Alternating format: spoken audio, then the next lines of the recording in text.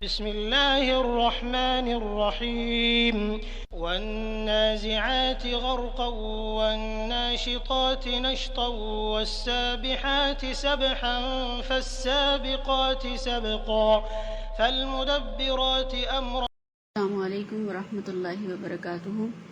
اعوذ باللہ من الشیطان الرجیم، بسم اللہ الرحمن الرحیم۔ والنازعات غرقا والناشطات نشطا والسابحات سبحا فالسابقات سبقا فالمدبرات امرا۔ والنازعات اور جان نکالنے والے فرشتوں کی، غرقہ ڈوب کر یا سختی سے، والناشطات اور بند کھولنے والے کی، نشطہ آسانی سے گرہ کو کھولنا، والسابحاتی اور تیرنے والوں کی، سبحہ تیزی سے تیرنا، فالسابقاتی پھر آگے بڑھنے والوں کی، سبقہ لپک کر، فالمدبراتی اور تدبیر یا انتظام کرنے والوں کی، امرا حکم کے مطابق۔ ان فرشتوں کی قسم جو ڈوب کر کھینچتے ہیں، اور ان کی جو آسانی سے کھول دیتے ہیں، اور ان کی جو تیرتے پھرتے ہیں، پھر لپک کر آگے بڑھتے ہیں، پھر دنیا کے کاموں کا انتظام کرتے ہیں۔ نحمدہ ونصلی علی رسولہ الکریم، رب اشرح لی صدری ویسر لی امری واحلل عقدۃ من لسانی یفقہوا قولی۔ اللہم ارنا الحق حقا وارزقنا اتباعہ وارنا الباطل باطلا وارزقنا اجتنابہ، آمین یا رب العالمین۔ یہ سورہ نازعات ہے جس کی تلاوت اور ترجمہ ہم نے ابھی دیکھا۔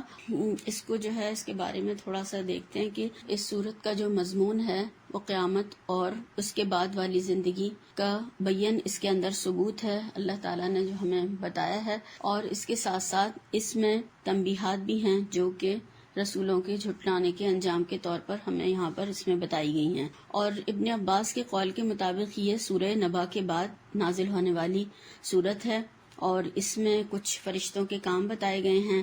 5 کام ہیں جو کہ وہ کائنات میں تیزی سے انجام دیتے رہتے ہیں، اور ان آیات کو، جو یہ 5 آیات ہیں آج کی جو ہماری، ان کو آیات متشابہات کہا جاتا ہے۔ اور اس میں پہلی آیت میں اللہ تعالیٰ نے فرمایا کہ ان فرشتوں کی قسم جو کھینچتے ہیں۔ اب نزع کے معنی جو ہوتے ہیں، نزع کے معنی ہوتے ہیں کھینچا تاری کرنا، متنازع بھی ہم اردو میں بولتے ہیں، یا تنازع ہو گیا۔ تو یہاں پر جب ان فرشتوں کی قسم کھا کر جب اللہ تعالیٰ نے یہاں پر بتایا، اس میں کیا ہے کہ وہ جان نکالنے کے لیے، جان جب نکالتے ہیں تو اس میں گویا رگ رگ سے، جب بال سے جان نکلتی ہے تو اندر سے وہ کھینچ کر اسے نکالتے ہیں، یعنی وہ نکلنا نہیں چاہتی اور وہ اسے کھینچ کر اندر سے نکالتے ہیں۔ اب یہ دوسری بات ہے کہ وہ کیسے جاتے ہیں اور کس طرح نکالتے ہیں اور کیا ہوتا ہے۔ یہاں پر جو ہمیں بتایا گیا کہ وہ جب کھینچ کر نکالتے ہیں۔ اب کسی چیز کو جو مدتوں کسی کے اندر رہتی ہے، وہاں سے اس کو جب نکالا جاتا ہے تو کیسے نکلتا ہے؟ وہ آرام سے نہیں نکلتا، خوشی سے نہیں نکلے گی، وہ اس کو کھینچ کے نکالا جائے گا، یعنی کسی کو اس کی قرار گاہ سے کھینچ کر نکالنا۔ اور غرقہ کے معنی آتے ہیں غوطہ لگا کر، یعنی پوری طرح سے، پوری قوت سے، پوری شدت سے، پوری سختی کے ساتھ ڈوب کر نکالتے ہیں۔ غرق بھی ہم اردو میں سنتے ہیں، تو یعنی وہ جو اندر تک پہنچتے ہیں، رگ رگ میں، نس نس میں، اور اندر سے وہ ڈوب کر اس کو کھینچ کر نکالتے ہیں۔ والناشطات، نشطہ کہا جاتا ہے کسی چیز کو نرمی کے ساتھ کرنا، کسی کام کو، کسی چیز کو، اور نشاط بھی جیسے بولتے ہیں، اس کے معنی خوشی کے بھی ہوتے ہیں۔ بند کھولنے والیوں کی، یعنی جو بند کھول دیتے ہیں۔ اور نشطہ کا معنی ہے آسانی سے گرہ کا کھلنا۔ آپ دیکھیں کہ جب جان نکلتی ہے تو کبھی کبھی جب کوئی پاس میں بھی بیٹھا ہوتا ہے انسان کے، تو اس کو بھی پتہ نہیں چلتا اور جان انسان کی نکل جاتی ہے، وہ کہتے ہیں ابھی تو صحیح تھا، ابھی کیا ہوا اس کو، تو پاس والوں کو بھی پتہ نہیں چلتا، اتنی آسانی سے فرشتے اس کی جان نکال کر لے کر چلے جاتے ہیں، دیکھتے دیکھتے انسان جو ہے بے جان ہو جاتا ہے۔ تو یہ ہے والناشطاتی نشطہ، کہ وہ آسانی سے کھولتے ہیں اور آسانی سے گرہ کھول کے گویا کہ نکال کے لے کر چلے جاتے ہیں۔ پھر اللہ تعالیٰ فرما رہے ہیں اور والسابحات سبحا، اور تیرنے والوں کی، تیزی سے تیرنا، تیزی سے یعنی اوپر لے کر چلے جاتے ہیں، کائنات میں دوڑتے پھرتے ہیں، تیرتے پھرتے ہیں۔ اور سبح کے معنی گھومنے کے بھی ہوتے ہیں، اس سے تسبیح بھی آتا ہے اور تیرنا بھی ہوتا ہے، اور تیزی سے کام کرنا۔ تو وہ تیزی سے جو بھی اللہ تعالیٰ نے ان کو کام بتائیں وہ تیزی سے کرتے چلے جاتے ہیں، اور راستے میں ادھر ادھر رک کر اپنا ٹائم ضائع نہیں کرتے یا کسی اور چیزوں میں نہیں لگتے، بلکہ جو کام ان کے حوالے کیا جاتا ہے، جو کام ان کو سپرد کیا جاتا ہے، وہ کام پوری طرح سے کر دیتے ہیں۔ پھر اللہ تعالیٰ فرما رہے ہیں فالسابقات سبقا، اور پھر آگے بڑھنے والوں کی، جو لپک کر آگے بڑھتے ہیں، یعنی اللہ کا حکم ماننے میں دوڑتے ہیں، ایک دوسرے سے سبقت کرتے ہیں، اپلائی کرے گا یا کون امپلیمنٹ کرے گا اس کا، یا کون اس کو نافذ کرے گا، تو وہ دوڑتے پھرتے ہیں اور جو کہا جاتا ہے فوراً تیزی کے ساتھ اس کام کو پورا کرتے ہیں، اور ذرا سی بھی سستی نہیں کرتے، ذرا سا پیچھے نہیں ہٹتے، ذرا سا بھی ٹالم ٹول نہیں کرتے کسی کام میں، اور کوئی کام کرنے سے رکتے نہیں ہیں۔ تو یہاں پر اللہ تعالیٰ نے جو ان کے کام بتائے ہیں، اور پھر اس کے بعد آخری والا جو بتایا والمدبرات امرا، اور تدبیر کرتے ہیں، یعنی کام کو دبر کہتے ہیں، انجام کو سوچ سمجھ کر کرنا، یعنی کام جو بھی کرا جائے اس کے انجام کو سوچ سمجھ کر اس کام کو کرنا، اور پوری طرح سے تدبیر کر کے اور پوری طرح سے اس کا انتظام کرنا، یعنی کام ادھورا نہیں چھوڑ دینا، بیچ میں نہیں چھوڑ دینا، بلکہ اس کو پوری طرح سے انجام دینا۔ اللہ تعالیٰ نے یہاں پر 5 اوصاف رکھنے والی ہستیوں کی قسم کھائی ہے، اور یہاں پر کوئی وضاحت نہیں کی اللہ تعالیٰ نے۔ مفسرین کی جو اکثریت ہے اس سے مراد فرشتے ہیں، پہلے ہیں، دوسرے ہیں، تیسرے ہیں، چوتھے اور پانچویں، جو ان 5 چیزوں کی اللہ تعالیٰ نے یہاں پر قسم کھا کر بتایا۔ بالفاظ دیگر اگر ہم یہ دیکھیں کہ یہ اللہ کی سلطنت جو یہ کائنات کی ہے اس کے کارکن ہیں، جن کے ہاتھوں میں دنیا کا سارا انتظام ہے، اور وہ اللہ کے حکم کے مطابق اس کو نافذ کرتے ہیں۔ اور اس میں اہل عرب کے اس جو مشرکانہ ان کا ایک عقیدہ تھا اس کی بھی تردید کی گئی ہے۔ وہ فرشتوں کے منکر نہیں تھے، وہ جانتے تھے، وہ سمجھتے تھے فرشتوں کو، اور وہ تسلیم کرتے تھے کہ موت کے وقت جو ہے انسان کی روح فرشتے ہی نکالتے ہیں، وہی اس کو لے کر جاتے ہیں، اور وہ تیزی سے کائنات میں حرکت کرتے ہیں اور سارے کام بھی کرتے ہیں، وہ یہ سب جانتے تھے وہ، مگر جہالت کی وجہ سے وہ ان کو اللہ کی بیٹیاں کہتے تھے۔ تو یہاں پر اس کی تردید کی گئی ہے کہ وہ اللہ کے کارندے ہیں، اللہ کے احکامات پر عمل کرتے ہیں، اور اللہ کی کائنات میں وہ یہ تمام کام کر رہے ہیں اللہ کے حکم سے، وہ اللہ کی نعوذ باللہ بیٹیاں نہیں ہیں۔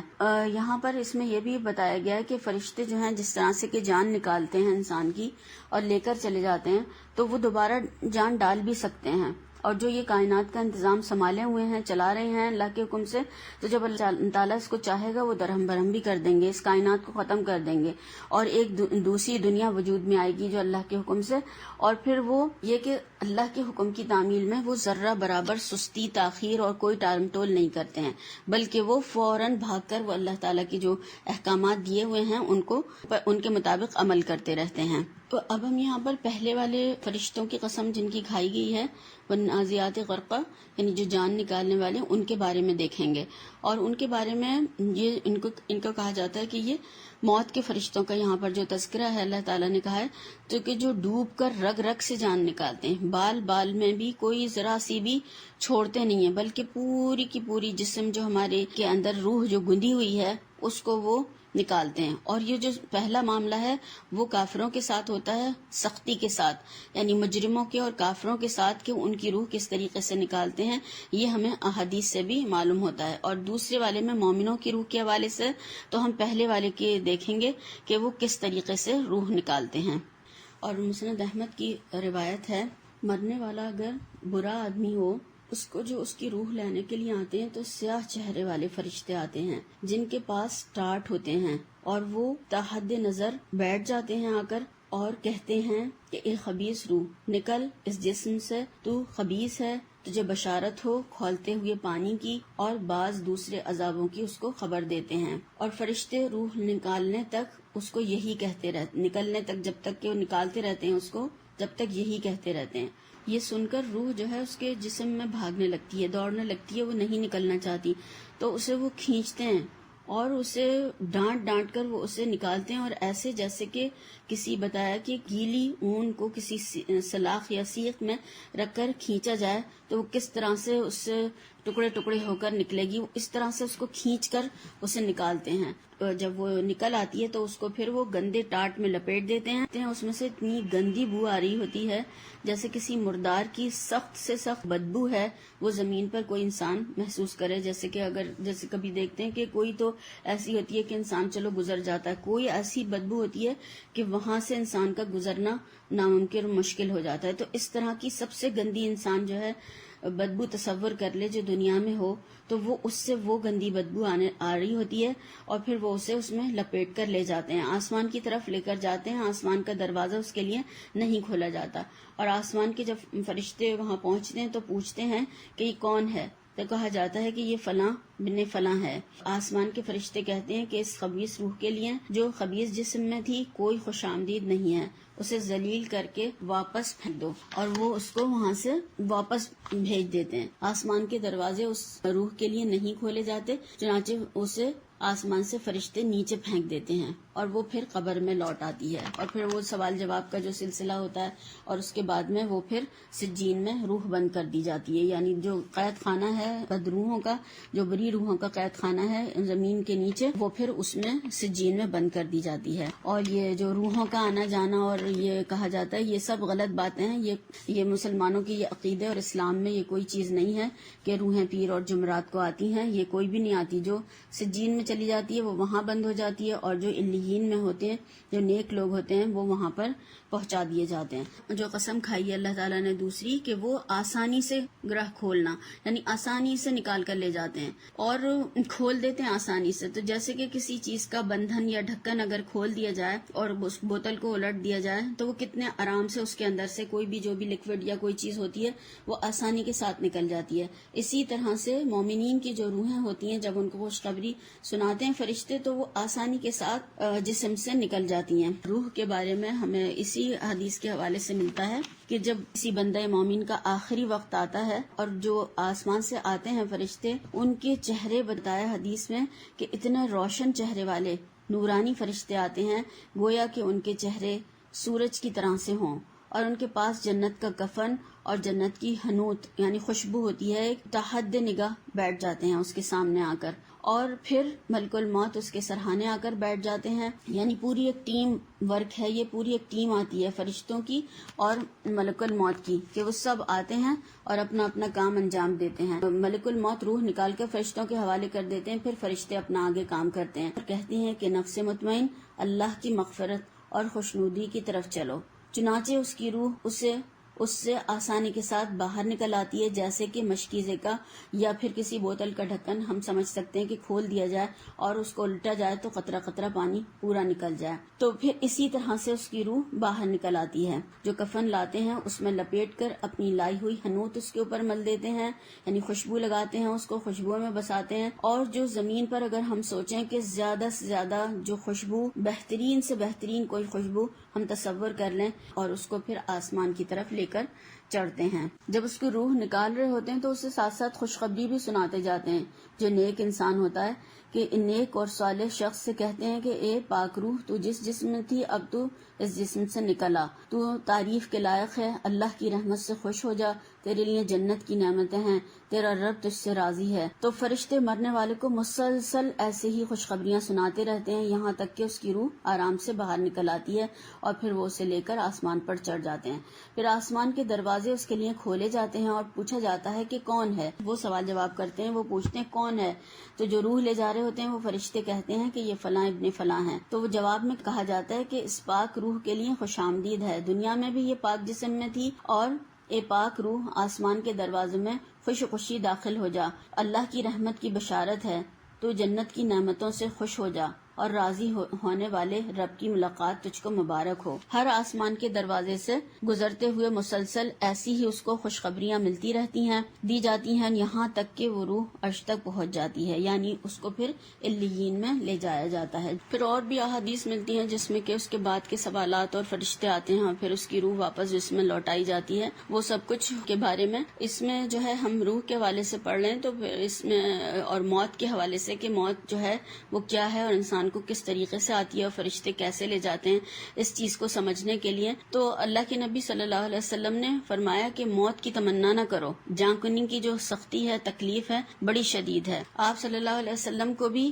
یہ تکلیف ہوئی اور حضرت فاطمہ رضی اللہ تعالیٰ عنہا جو تھی انہوں نے کہا کہ ہائے میرے باپ کی تکلیف، تو آپ صلی اللہ علیہ وسلم نے فرمایا آج کے بعد تمہارے باپ کو کوئی تکلیف نہ ہوگی، تمہارے باپ کو ایسی تکلیف آئی ہے جو آئندہ قیامت تک کسی اور کو نہ آئے گی. یعنی اتنی زیادہ تکلیف اللہ کے نبی صلی اللہ علیہ وسلم کو کہ پھر بعد میں اب کسی کے اوپر ایسی تکلیف نہیں آئے گی. اور یہ انس بن مالک کی صحیح روایت احادیث کے حوالے سے ہمیں ملتی ہے. آپ صلی اللہ علیہ وسلم اپنے ہاتھ میں پانی یعنی کٹورا ایک منگوا کر رکھ لیا تھا اور پانی اپنے چہرے پر ملتے جاتے تھے، پھیرتے جاتے تھے. حضرت عائشہ کے ساتھ ٹیک لگا کر ان کے سینے اور ٹھوڑی کے درمیان آپ صلی اللہ علیہ وسلم کا سر تھا اور آپ اس طرح سے ٹیک لگا کے بیٹھے ہوئے تھے.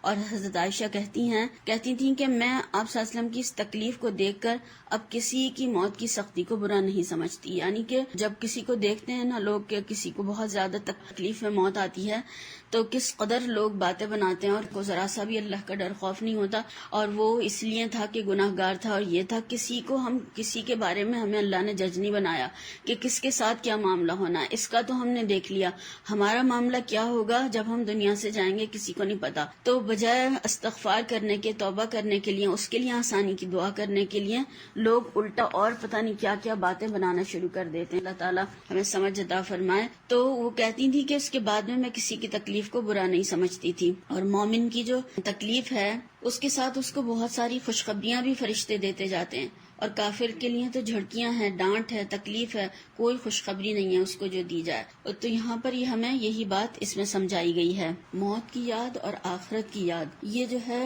یہ مرحلہ ہر ایک کو پیش آنا ہے، اور یہی چیزیں جو ہیں انسان کو نیکی کے راستے کی طرف پلٹ کر لاتی ہیں اور سیدھا رکھتی ہیں. اور یعنی نیک لوگوں کے لیے جو بشارتیں ہیں وہ بھی انسان کے لیے خوشخبریاں ہیں، اور پھر جو کہ برے لوگوں کے ساتھ معاملہ ہونے والا ہے وہ اس سے انسان کو ڈرایا بھی گیا ہے کہ اگر تم نے غلط کام کیے تو پھر اللہ تعالیٰ کی پکڑ سے تمہیں وہاں پر کون بچائے گا. اور یہ بڑے سخت اور دشوار مرحلے ہیں جو انسان کو پیش آنے ہی آنے ہیں.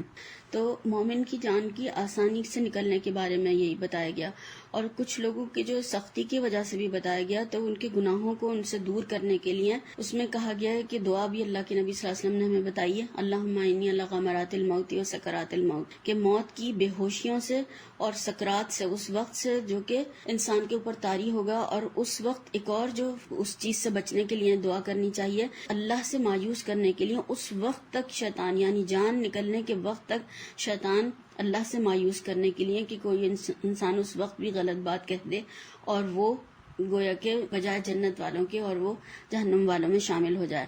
تو اللہ تعالیٰ سے دعا کے ساتھ میں کہ اللہ تعالیٰ اس وقت کی سختیاں جو اور وہ اس کی بے ہوشیاں جو ہے اللہ تعالیٰ اس میں مدد فرمائے اور شیطان کے حملے سے محفوظ رکھے، اور ہماری موت کلمہ لا الہ الا اللہ پر ہو انشاءاللہ تعالیٰ. اللہ تعالیٰ اس وقت آئے موت جب کہ اللہ تعالیٰ اس دن ہم سے سب سے زیادہ راضی ہو. آمین. پھر اللہ تعالیٰ نے فرمایا کہ وہ تیرنے والیوں کی قسم، یعنی جو کہ کائنات میں تیزی سے تیرتے پھرتے ہیں، کام کرتے ہیں، یعنی ان کے پر بھی ہیں. کہ آپ نے جب ان کو پہلی وحی کے وقت دیکھا تھا جبرائیل علیہ السلام کو، تو ان کے 600 پر تھے اور وہ زمین اور آسمان کے پورے درمیان میں وہ ان کے چھائے ہوئے تھے ان کی.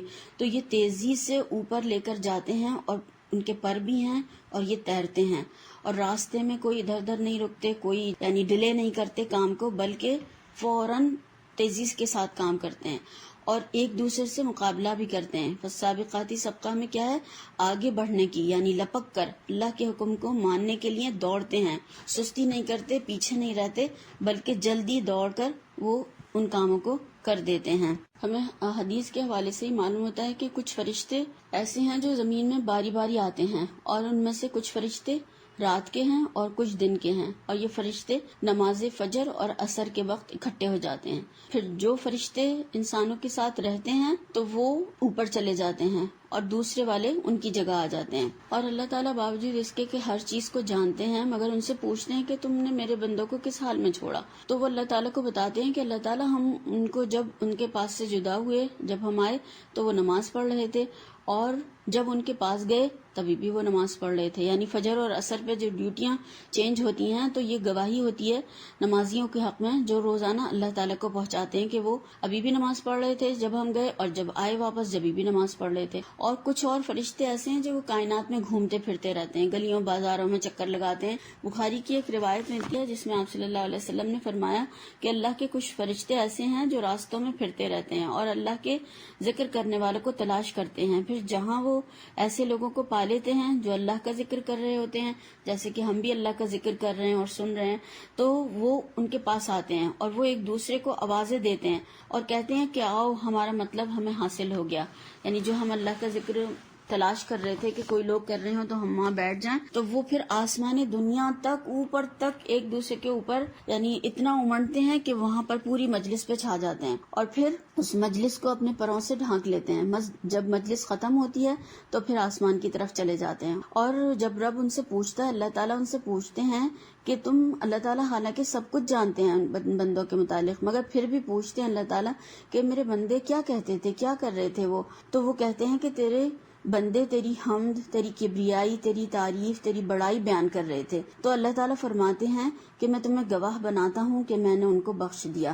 یعنی یہ گویا کہ فرشتوں کو جو ہمارے اعمال لے کر جا رہے ہیں تیزی سے اوپر روزانہ صبح اور شام، تو وہ ہماری یہ گواہی فرشتوں کے پاس لکھ لی جاتی ہے. اللہ تعالیٰ ان کو کہتے ہیں کہ تم گواہ رہو کہ میں نے انہیں بخش دیا. سبحان اللہ. آپ صلی اللہ علیہ وسلم نے فرمایا کہ اس پر ان میں سے ایک کہتا ہے کہ ان میں سے تو ایک فلاں ابن فلاں تھا جو تو ان ذاکرین میں شامل نہیں تھا، بلکہ تو وہ تو کسی ضرورت کے تحت آ کر بیٹھ گیا تھا.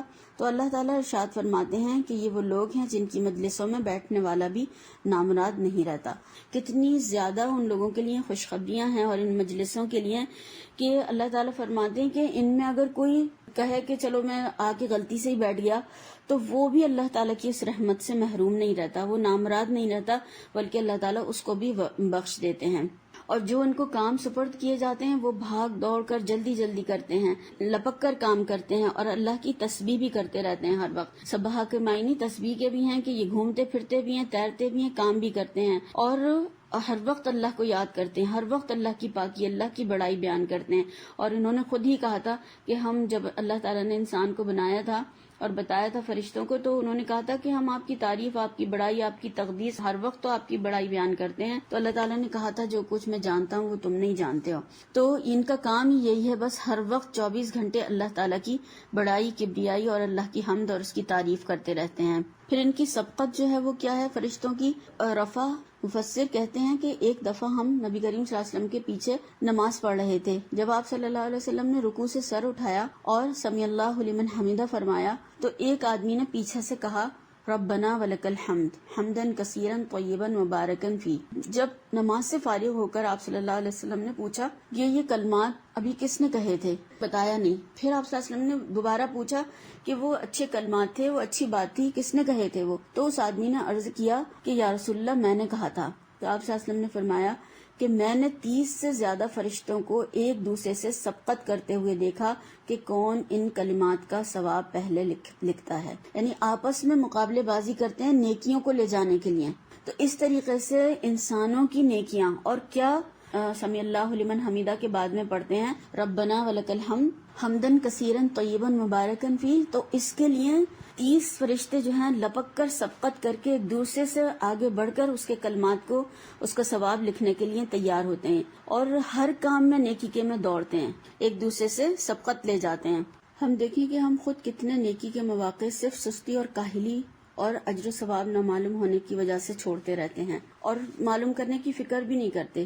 سلام کرنا جیسے کہ اگر دیکھیں تو چھوٹی نیکی ہے اور اس کو ہم کس طرح سے چھوڑ دیتے ہیں اور کہتے ہیں کہ ابھی اس نے بھی تو نہیں کیا، ہم کیوں کریں، فلاں نے تو ہمیں سلام نہیں کیا اور چھوٹوں کو تو کرنا چاہیے، بڑے کیوں کریں. اور جبکہ دیکھیں کہ آپ صلی اللہ علیہ وسلم سے بڑا بھی کوئی تھا دنیا میں. آپ صلی اللہ علیہ وسلم بچوں کو سلام کرتے تھے، جو ملتا تھا اس سے سلام کرتے تھے. تو ہمیں جو ہے کیا کرنا ہے کہ اس چھوٹی نیکی کو، اور السلام علیکم پر 10 نیکیاں، السلام علیکم ورحمۃ اللہ تو 20 نیکیاں اور برکاتہ تو 30 نیکیاں، کتنی کی نیکیوں کو بھی چھوڑتے رہتے ہیں صرف اور صرف اپنی کاہلی اور سستی اور نہ جاننے کی وجہ سے. تو ہم سلام کو رواج دیں، سلامتی میں رہیں گے انشاءاللہ تعالی.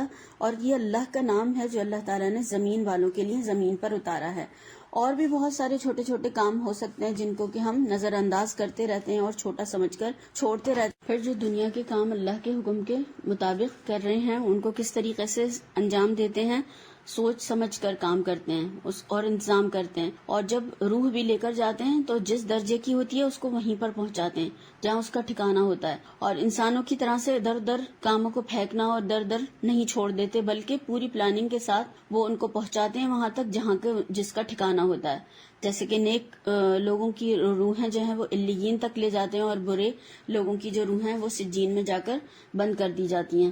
اور کسی کو در در بھاگنے کا موقع نہیں دیتے اور کوئی کہیں بھی روح نکل کر بچ کر نہیں جا سکتی. جیسے کہ پیر اور جمعرات کو کہتے ہیں کہ یہ ہندوؤں کے عقیدے ہیں کہ روحیں گھروں پر آتی ہیں اور اس طریقے سے وہ کھانے اور چیزیں بنا کر یا پھر برسیاں جب کرتے ہیں تو وہ بنا کر رکھتے ہیں. یہ ساری چیزیں غلط ہیں. جو جہاں جا کر بند کر دیا گیا وہ وہاں سے نکل نہیں سکتا ہے. اب جب کہ اللہ کا حکم ہوگا، جب روحیں جسم میں ڈالی جائیں گی جبھی وہ وہاں سے آئیں گی. اور پھر جو کام کرتے ہیں ان کے حوالے سے جیسے کہ بارش پر مامور ہیں، اور پھر جو دنیا کے معاملات چلاتے ہیں، جیسے جمعے کے دن ہر مسجد میں جاتے ہیں، ہر دروازے پر کھڑے ہوتے ہیں اور ہر آنے والوں کی جو انٹری کرتے ہیں وہ. اور پھر اس کے بعد میں کتنی مساجد ہیں، کتنے فرشتے ہیں، کتنے دروازے ہوں گے اور کتنے ہر جگہ رجسٹر لے کر کھڑے ہوتے ہیں. اب کس کی کہاں پر کیسے ڈیوٹی لگنی ہے، کون کہاں کھڑا ہوگا، یہ سب ان کا یہ ہے تنظیم کے ساتھ کام کرنا اور ہر ایک کو اس کے انجام تک پہنچانا. اب اس کے بعد پھر جب خطبہ شروع ہوتا ہے تو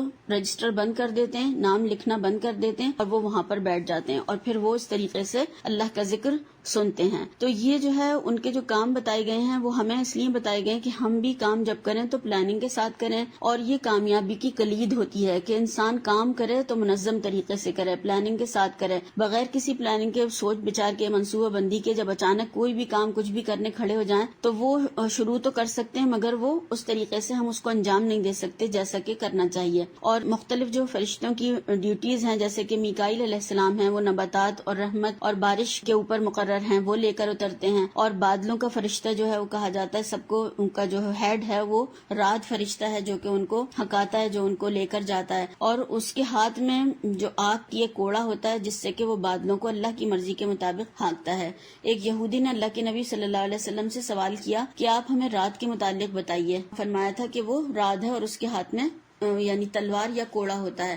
اور پھر اس نے کہا کہ ہم جو آواز سنتے ہیں وہ کیا ہوتی ہے، وہ کیا چیز ہوتی ہے جو کڑک ہوتی ہے. تو آپ صلی اللہ علیہ وسلم نے فرمایا کہ یہ اس کی ڈانٹ ہے جو وہ بادلوں کو ڈانٹتا ہے یہاں تک کہ وہ اللہ کے حکم کے مطابق چلنے لگے، یا جہاں ان کو کہا جائے وہ وہاں تک پہنچ کر بارش برساتے ہیں. اللہ تعالیٰ کی طرف سے جو ذمہ داری ہے اللہ کے حکم سے اس کو پھر پورا کرتے ہیں. اور جس طرح سے کہ جب بادل گرجتے ہیں اس کی دعا بھی اللہ کے نبی صلی اللہ علیہ وسلم نے ہمیں بتائی ہے، یسبح الرعد بحمدہ والملائکۃ من خیفہ. تو یہ بھی ہمیں پڑھنی چاہیے. تو یہ سارے جو فرشتوں کے کام ہیں جو 5 یہاں پر ہمیں بتائے گئے ہیں، تو یہ اللہ تعالیٰ نے ہمیں کیوں بتائیں کہ ہم بھی جو ہیں منظم طریقے سے، سوچ بچار کے ساتھ، منصوبہ بندی کے ساتھ، احسن طریقے سے، بہترین طریقے سے کریں. اور پھر یعنی کہ اس میں آسانی بھی ہوتی ہے انسان کے لیے اور کام کی کوالٹی بھی بہتر ہوتی ہے اور صحیح طریقے سے وہ جو کام کر رہا ہوتا ہے انسان وہ بھی صحیح ہوتا ہے. تو یہ ہمیں اللہ تعالیٰ نے فرشتوں کے کام بتائے تاکہ ہم اس کو سمجھ سکیں. سبحانک اللہم و بحمدک، نشہد ان لا الہ الا انت، نستغفرک و نتوب الیک. السلام علیکم و رحمۃ اللہ وبرکاتہ.